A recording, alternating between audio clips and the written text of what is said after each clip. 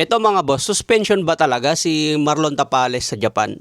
Ayon daw sa Yahoo News Japan Pero wala talagang makita na report galing Yahoo News Japan. Meron lang pero yung mga rumors lang. Matatandaan na Sanman Promotion ang unang nag-announce na hindi mabibigyan ng suspension si Tapales. Kung mapapansin nyo, mag-search kayo, puro galing sa Facebook ang post na suspended si Marlon Tapales. Kung meron man kayong mabasa na legit source article mga boss, pwede nyong ipasa sa akin. Sa iba pang balita, Quadro Alas, iangat daw niya ang Philippine Boxing. Itataas ulit ang bandera ng Pilipinas. 4 daw sila na mag-aangat sa Pilipinas. Magsayo, Casimero, Taduran at si Jerusalem. Sa ngayon kasi, kakaunti na lang ang pambato natin na boxer. At wala tayong nakikita na katulad ni Donaire at Manny Pacquiao.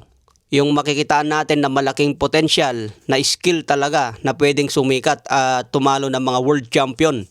Kaya ayon kay Casimero, silang 4 ngayon ang matitindi sa boxing na pwedeng mag-angat ng bandera ng Pilipinas. Siguro makatagal na panahon pa bago magkaroon ng katulad ni Manny Pacquiao na gifted talaga sa boxing. Sa ibang banda naman, kalaban ni Carlames Martin nagbanta na.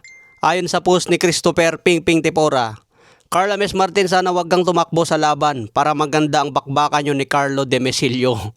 Ayan mga boss, ito pala si Carlo Demesilio. Wag daw tatakbo ngayon si Wonderboy Martin para makita kung sino ang matibay. Pero syempre boxing yan kasama sa pag-atras. Kumbaga distansya amigos para makabuelo at makatiming. Hindi naman pwedeng nakatayo ka lang sa harap at palitan kayo ng suntok. Boring kasi yung ganong style ng boxing Yung nakatayo ka lang sa harap, tatanggap ka ng suntok, babato ka ng suntok, napakaano na yun. Kumbaga old model na ng boxing yun. Iba na ang boxing ngayon. Kailangan outboxer ka, magaling ka gumalaw, magaling ka tumiming, counter. Dapat halo-halo na. Kung dati maganda panoorin yan, exciting talaga. Kasi bugbugan kayo Walang atrasan, matira matibay. Pero ngayon parang boring na yung ganyang estilo Kaya tingin ko hindi gagawin ni Carlames Martin na tatayo lang at makipagpalitan ng suntok. Kasi yung mga huling laban ni Martin, marunong na siya mag-outbox. Kaya tingin ko magandang laban din ito kontra Demesilio. Sa ibang banda, nagarap na kanina si Tyson Fury at Macbudov. Sa taas pa mismo ng building nag-face off mga boss. April 11 ang bakbakan na ito at co-main event si Conor Benn versus Regis Prograis.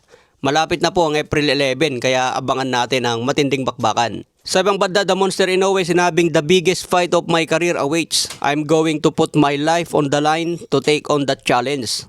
Ayan po ang payag ni Inoue laban kay Junto Nakatani. Para kay Inoue, ito na ang pinakamalaking laban niya sa kanyang karera. Kung manalo si Inoue dito, siguradong aakyat na siya sa featherweight division. Medyo malayo pang timbang ni Tank Davis sa lightweight. Kasi featherweight, super featherweight, lightweight. So 3 division pa ang kailangan akyatin ni Inoue bago niya marating si Tank Davis. Kasi ito ang isang biggest fight na inabangan ng maraming boxing fans laban kay Tank Davis.